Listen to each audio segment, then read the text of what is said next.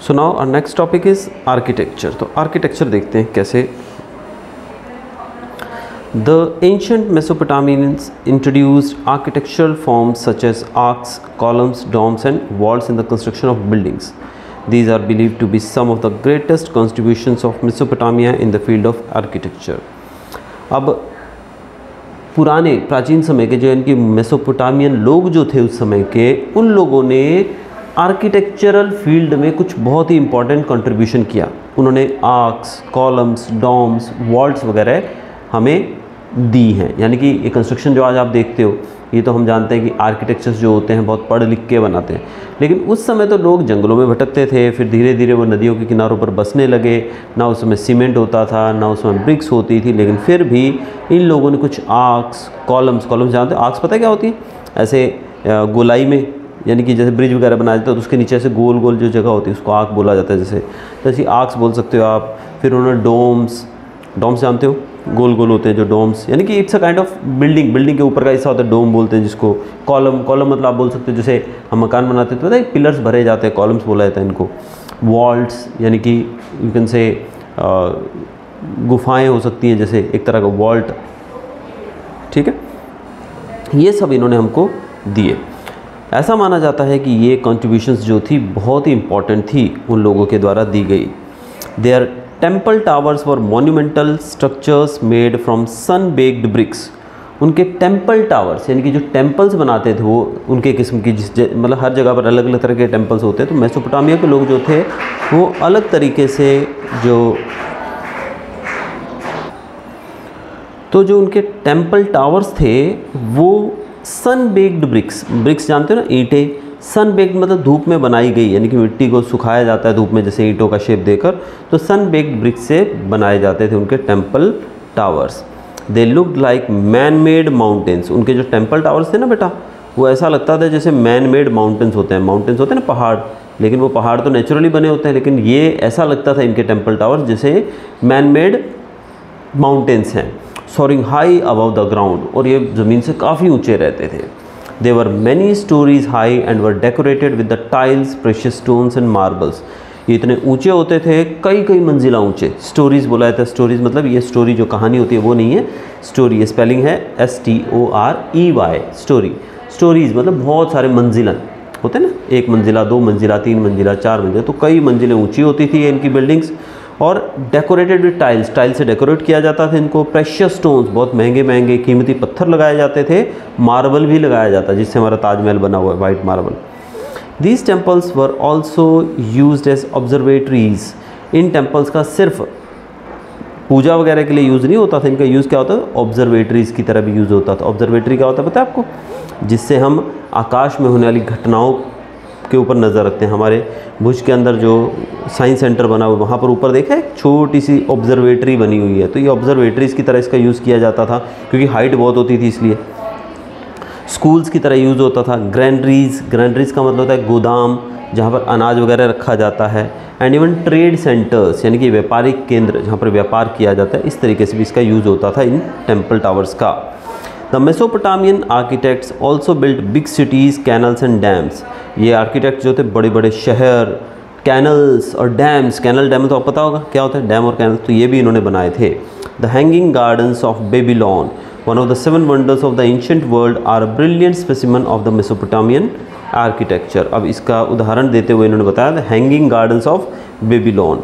आप यहाँ देख सकते हो, ये जो आप देख रहे हो ना नीचे पिक्चर में, ruins of the historic city of Babylon in present day Iraq, which was part of ancient Mesopotamia। आपको पता है मेसोपोटामिया जो है वो किस देश को कहा जाता है आज तो मेसोपोटामिया आप कहीं टाइप करोगे तो आपको कोई मिलेगा ही नहीं, क्योंकि देश है ही नहीं कोई ऐसा। कौन सा देश है पता है? इराक, जहाँ पे बगदाद उसकी कैपिटल है, जो इराक बगदाद सुना है ना। हाँ, तो इराक जो है पहले उसको बेबीलोन कहा जाता है। मेसोपोटामियन कल्चर वहीं से आया है। तो ये जो आप देख रहे हो, ये बेबीलोन शहर जो है ये इराक के अंदर है आज। इसके ruins देखो, खंडर दिखाई दे रहे हैं हमको आज पिक्चर में, दिख रहे हैं ना। तो हैंगिंग गार्डन्स ऑफ बेबीलोन जो है वो 7 वंडर्स ऑफ द वर्ल्ड में से एक था। ठीक है, तो ये सब आर्किटेक्चर, यानी कि सिर्फ हम ये नहीं कह सकते आज हमने इतनी तरक्की कर ली है कि हमने ताजमहल बना दिया है, हमने ये बना दिया वो बना दिया, नहीं। पुराने समय के लोग भी ये सब चीज़ें करते थे और टेक्निक उनके पास हमसे ज़्यादा थी, ऑल्दो सुविधाएं कम थी। आगे हम देखेंगे फैमिली लाइफ के बारे में। The father was the head of the family. अब उस समय जो फैमिली होती थी उसका हेड कौन होता था? फादर। और उनको स्पेशल प्रिविलेज दिया जाता है, यानी कि उनका एक अलग रुतबा होता था। हेड ऑफ द फैमिली होता है ना, हेड का तो अलग रुतबा होता है, जैसे अब स्कूल के अंदर प्रिंसिपल होता है उसका अलग रुतबा होता है। The rights of the women were protected. उस समय महिलाओं की राइट्स को प्रोटेक्ट किया जाता था, यानी उनकी राइट्स जो उनको अधिकार दिए जाते थे ना उसकी रक्षा की जाती थी उस समय। Children were brought up very strictly and boys were sent to school to study reading, writing and arithmetic. Girls और बॉयज़ जो थे उनको इक्वलेंटली बड़ा किया जाता था और स्ट्रिक्टली, बहुत स्ट्रिक्ट राजा, आज की तरह नहीं कि बच्चा थोड़ा सा रोया तो उसको कुछ भी दे दिया, स्ट्रिक्ट होते थे वो लोग। बॉयज़ को स्कूल्स में भेजा जाता था पढ़ने लिखने और अरिथमेटिक सीखने के लिए, यानी कि मैथमेटिक्स सीखने के लिए। गर्ल्स को ट्रेन किया जाता था डांस और म्यूज़िक के अंदर। ये उस समय की फैमिली लाइफ होती थी। ऑक्यूपेशन यानी कि कारोबार, किस तरह के काम उस समय के लोग करते थे? तो एग्रीकल्चर, मेन ऑक्यूपेशन जो था लोगों का एग्रीकल्चर, खेतीबाड़ी था। The Euphrates and the Tigris rivers was their main sources of water supply. अब जब खेती होगी तो पानी तो ज़्यादा चाहिए, तो पानी कहाँ से मिलता था? मैंने बताया आपको, पिछली वीडियो में भी हमने देखा था, यूफ्रेट्स और टिग्रिस नदी के बीच में ही बसा था ये इलाका, तो वहीं से इनको पानी मिलता था। Flooding was irregular. फ्लड, उस समय फ्लड भी आते थे लेकिन रेगुलरली नहीं, कभी कभी जब बारिश ज़्यादा हो जाए, नदियाँ उफान पे आ जाए तब बाढ़ आती थी। So they built an elaborate and highly developed irrigation system to ensure a steady supply of water throughout the year. They also built dikes to control flood.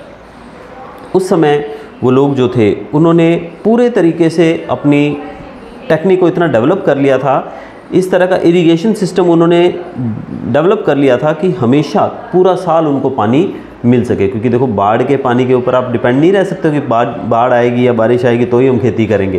क्या बारिश हमेशा आएगी? क्या बाढ़ हमेशा आएगी? नहीं। इसलिए वो लोग हमेशा इंश्योर करते थे कि उनके पास पानी की सुविधा हमेशा पूरा साल रहे। और इवन उन लोगों ने डाइक्स बनाए थे फ्लड को कंट्रोल करने के लिए। डाइक्स क्या होता है ये हम देख लेते हैं। एक तरह की दीवार या फिर बांध बोल सकते हैं। बांध मतलब जहाँ पानी, मतलब जो नदियों के किनारों पे ऊंची ऊंची छोटी छोटी दीवार बना देना, बहुत ऊंची नहीं, क्योंकि वो बहुत ऊंची दीवार तो नदी के किनारे पे आप नहीं बना सकते, लेकिन उसको किसी चीज़ जैसे सीमेंट की बोरियां या रेत की बोरियां भर के लगा देते हैं ना, जब बाढ़ आ जाती है तो पता है पानी इस रास्ते पे किसी एरिया में ना घुसे, उसको रोकने के लिए क्या करते हैं, रेत की बोरियां भर भर के वहाँ पे रख देते हैं। और पानी लगता है तो रेत और भारी हो जाती है, फिर अपनी जगह से उठती नहीं है। इसलिए इस तरह का नहीं बांध बना देना एक तरह से, तो इससे क्या होता था, फ्लड कंट्रोल हो जाता था। इसके अलावा to increase agricultural yield they invented the ox drawn plough. वो खेतीबाड़ी में अपनी प्रोडक्शन को बढ़ाने के लिए ऑक्स ड्रॉन प्लोइंग पता है ना, ज़मीन को पहले प्लॉ किया जाता है उगाने से पहले, तो ऑक्स ड्रॉन यानी कि बैल से चलाए जाने वाला हल वो यूज़ करते थे। They also use the wheeled wagon for transportation of goods. Wheeled wagon यानी कि उनके पास व्हील था, व्हील मतलब पहिया था, और उससे चलने वाली गाड़ियों का उपयोग करते थे वो सामान को लाने ले जाने के लिए। The modern world is indebted to them for the inventions. और इन्वेंशंस, ये जो इन्होंने इन्वेंशंस की, खोजें की, इनके लिए हम उनके कर्जदार हैं कि उन्होंने ये सब नहीं किया होता तो आज हम कुछ नहीं कर पाते। They revolutionise the evolution of human society. The Mesopotamian are believed to have been the first to cultivate wheat. They also grew barley, pulses and fruits. तो उनके द्वारा जो रेवोल्यूशन की गई थी, ये जो उन्होंने क्रांति की, जैसे कि ये खोजें की, इसके लिए हम हमेशा से ही उनके ऋणी रहेंगे। ऋणी मतलब उनके हमेशा से ही थैंकफुल रहेंगे बोल सकते हैं।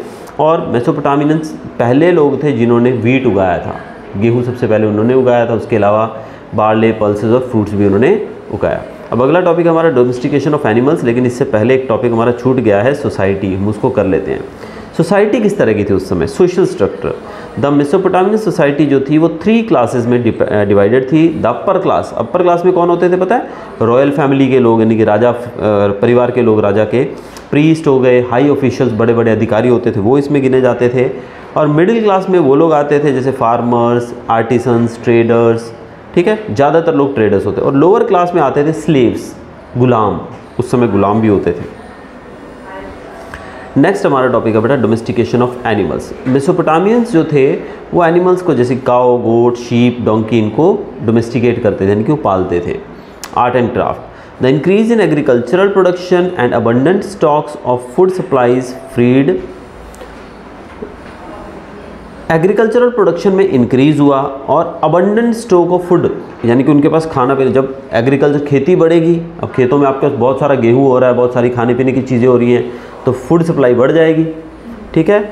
और इससे population from toiling in the field, इससे पॉपुलेशन जो थी, यानी कि लोग जो थे, हर एक आदमी खेत में जाकर काम नहीं करेगा तो भी चलेगा। पहले क्या होता था, तुम गेहूँ उगाओगे तो वही तुमको खाने को मिलेगा, मैं अपनी सब्जियाँ उगाऊंगा तो वही मुझे खाने को मिलेगी, हम एक्सचेंज कर सकते थे एक दूसरे के साथ भी, मेरे पास सब्जी है, तुम्हारे पास गेहूँ है, तो हम शेयर कर सकते हैं, मैंने तुमको सब्जी दी, तुमसे गेहूँ ले लिया। लेकिन अब उनके पास इतना गेहूँ अबंडेंट आने लगा कि अब वो लोग खेती पे डिपेंडेंट नहीं रहे। अब उन्होंने, सब लोग खेती नहीं करेंगे तो चलेगा, क्योंकि अब उनके पास गेहूँ वगैरह हर चीज़ स्टोर में रहने लगी। They now had more time to develop their creative skills. इससे पहले क्या होता था, हर एक आदमी को खेत में काम करना ही पड़ेगा, अब क्या है, कम लोग खेती कर रहे हैं तो भी चल रहा है, बाकी लोग जो थे वो अपनी अदर स्किल्स डेवलप कर रहे थे। Settlements grew into towns and specialised skills such as pottery, weaving and metal work begin to develop. लोग धीरे धीरे गाँव जो थे वो शहर बनने लगे, छोटे छोटे टाउन्स बनने लगे, लोगों के अंदर स्पेशल स्किल्स डेवलप होने लगी। पोटरी जानते हो क्या होता है? मटके बनाए जाते हैं, जो मटका या मिट्टी की चीज़ें बनाई जाती हैं वो। फिर वीविंग, बुनाई कढ़ाई, वो चीज़ें शुरू हुई। मेटल वर्क, मेटल का काम भी लोग करने लगे। The discovery of metal objects, statues, gold and silver ornaments and pottery is proof of the technical knowledge and skill of the artisans in Mesopotamia. उस समय के लोग जो थे, मेटल की चीज़ों की डिस्कवरी की उन्होंने, स्टैचूज़, मूर्तियाँ, गोल्ड और सिल्वर के ऑर्नामेंट्स, जानते हो ना, गहने, पोटरी, ये सब चीज़ें प्रूफ हैं, ये सब चीज़ें हमें सबूत देती है कि उस समय के लोग जो थे टेक्निकली बहुत ही ज्ञानी थे, उनके पास टेक्निकल बहुत ही नॉलेज था, टेक्नोलॉजी का बहुत नॉलेज था उनको। और स्किल्स ऑफ द आर्टिसंस, उस समय के कारीगरों के स्किल्स के बारे में भी हमको पता लगता है कि मेटल के, आज भी हम देखो डिज़ाइन बनाने जाते हैं, मम्मी जब भी ज्वेलरी शॉप पे जाती है कुछ बनवाना हो तो बड़ा ही ध्यान से देखा जाता है कि भी अच्छे से अच्छा डिज़ाइन दिया जाए, वरना उस समय के लोग तो इतनी सुविधा उनके पास नहीं थी, फिर भी वो लोग बहुत ही अच्छे उनके पास स्किल डेवलपमेंट थी। ट्रेड की बात करेंगे अभी। ट्रेड मतलब व्यापार। उस समय किस चीज़ का व्यापार ज़्यादा था? स्टोन जानते हो, पत्थर। टिम्बर यानी कि लकड़ी। मेटल ओर्स मतलब जिससे मेटल बनता है। आयरन बनता है आयरन ओर से, वैसे ही। These were scarce in Mesopotamia and so these commodities were traded for the produce from the fields। अब ये चीज़ें जो थी ना, स्टोन, टिम्बर और मेटल, ये मेसोपोटामिया में ज़्यादा नहीं था, तो इनको ट्रेड किया जाता था दूसरी जगहों से।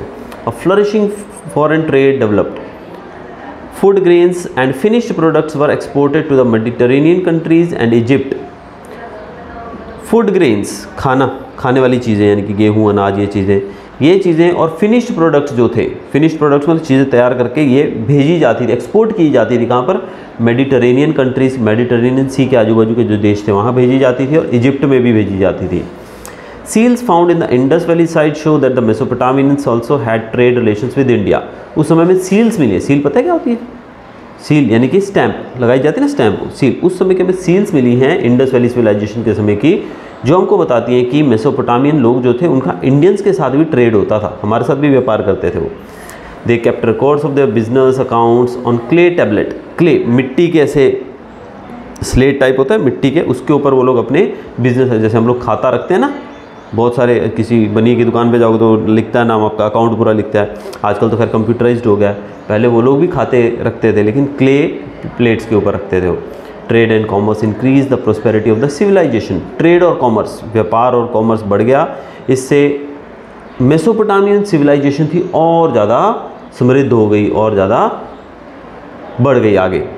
रिलीजन, मेसोपोटामियन लोग बिलीव करते थे बहुत सारे भगवान के अंदर, इनकी एक गॉड को नहीं मानते थे वो, many god. Every city had its own special god. हर एक शहर का खुद का स्पेशल गॉड था। They worship the forces of nature. वो नेचर, प्रकृति की पूजा करते थे, जैसे कि सन, रेन, मून, स्टार्स, सबकी पूजा करते थे वो। The king was the chief priest and the representative of God on earth. राजा जो होता था ना, उसको सबसे बड़ा प्रीस्ट यानी कि पुजारी माना जाता था, और ऐसा माना जाता था कि वो गॉड का रिप्रेजेंटेटिव है इस धरती पे, यानी कि भगवान का रूप है वो धरती पे। In later years the kings appointed priest to look after the temple और द जिगुराट। उस समय के जो टेम्पल जिगुराट होते थे उनके ऊपर ध्यान रखने के लिए किंग जो था फिर प्रीस्ट अपॉइंट करने लगा, कि भी राजा हर जगह नहीं पहुंच सकते, इसलिए प्रीस्ट रख दिया।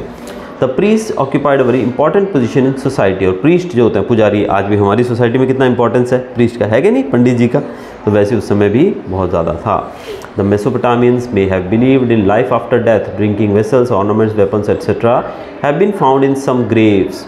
मेसोपोटामियन लोग जो थे वो मृत्यु के बाद फिर जीवन होता है इसको मानते थे। जैसे हमारे धर्म में भी बोलते हैं ना दूसरा जन्म होता है, वैसे ही वो लोग भी मानते थे कि मृत्यु हो जाएगी तो उसके बाद आदमी दूसरे जीवन के सफ़र पे चला जाता है। इसीलिए वो लोग उनके साथ जब दफनाते थे उन लोगों को, तो उनके हाथ पीने के बर्तन होते हैं, पानी पीने के बर्तन, ऑर्नामेंट्स, गहने, वेपन्स वो रखते थे साथ में उनकी ग्रेव्स के अंदर, उनकी कब्रों के अंदर, ताकि आगे वाले सफ़र में उनके काम आ सके। तो मेसोपोटामियन पीपल जो थे वो कितने ज़्यादा समृद्ध थे, किस प्रकार से उन्होंने दुनिया को एक नई राह दिखाई है, हम बोल सकते हैं कि भी उन्होंने देखो बहुत सारी इन्वेंशंस की हैं, वो बहुत ही इम्पॉर्टेंट है।